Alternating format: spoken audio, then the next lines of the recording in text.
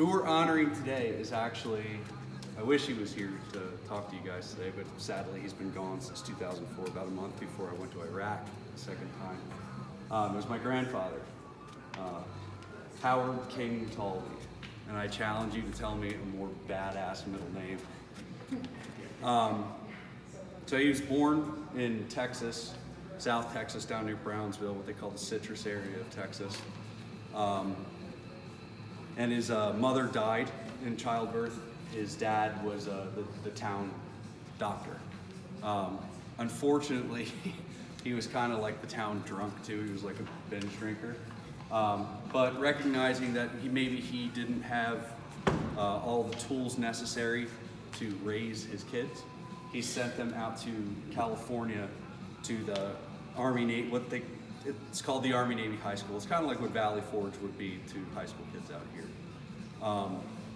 He was there and doing well, and Pearl Harbor was attacked, which, hop, skip, and a jump from where he was in Carlsbad, California. And just like everybody else, he was compelled to go fight the good fight, so he, at 16 years old, lied about his age, went down to the Navy recruiter, and joined the Navy. And he joins as a boatswain's mate. He was, if you've ever seen like Saving Private Ryan or the Pacific series, that ship to shore stuff, taking Marines to the coast, that's what he did. Really, really dangerous job. Never talked about it until I joined the Marine Corps many years later, and crazy story. He was also trained as a Navy salvage diver, so in cases of sunk ships, like the Battle of Leyte Gulf, he would be one of the guys that would go below decks and retrieve the bodies that were retrievable. War ends, he's on occupation duty until 1946. The 1950s roll around. He didn't even know he was in the Naval Reserve. The Navy calls him back and says, hey, you're headed to Korea.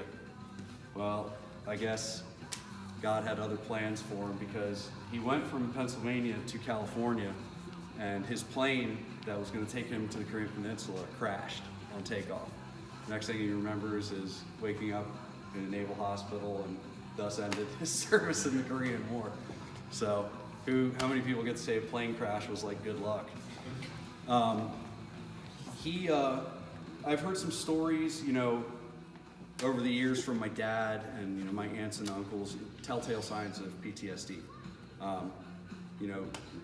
When you're one of those Higgins boats coxswains and Amtrak operators, that's all you do is take guys to the beach and then sit there and man a machine gun, kind of wait for your turn. And it caused some difficulty in his adult life. But back then they didn't have things like the Weekly Fight. They didn't have things like any of the other veterans organizations. He even ended up in the hospital a couple times with chest. Thought he was having a heart attack, and the doctor straight up told him, "It's Howard, that's what you went through. That's what's going on. You're having panic attacks."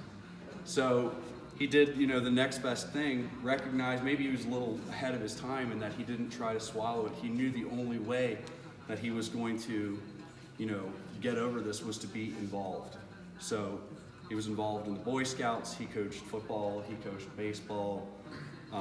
Very active in the church, very active in the volunteer fire department in Belle Grove, and just one hell of a guy. He's actually a huge part of the reason why I ended up in uniform. He was just one of those dudes that it seemed like he knew a little bit about everything, and he always attributed that to having been in the military. So he was actually the first one I told, like, hey, I joined the Marines, not expecting or not knowing if I was going to get an ass chewing or not. And he was like, it's a great idea, great organization, go see the world, send us postcards, and the rest is history. He's actually a huge part of how I got through the tough days in Iraq too. Because if anybody tells you they didn't have any tough days in Iraq, I'll call them a liar to their face.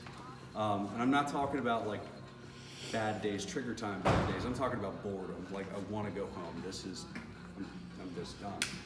And then I remembered my grandfather left in, before his 17th birthday in 1942, and he didn't see home again until 1946. So, kind of puts things in perspective for you. Yeah. But that's I've been wanting to take one of these Thursdays to talk about him, and it seemed like the ideal time. And that's my grandfather. His picture's over there. Everybody, a couple people have been saying that I look like him. I don't know. I don't see it, but so that's him. And then we get to do a workout for him.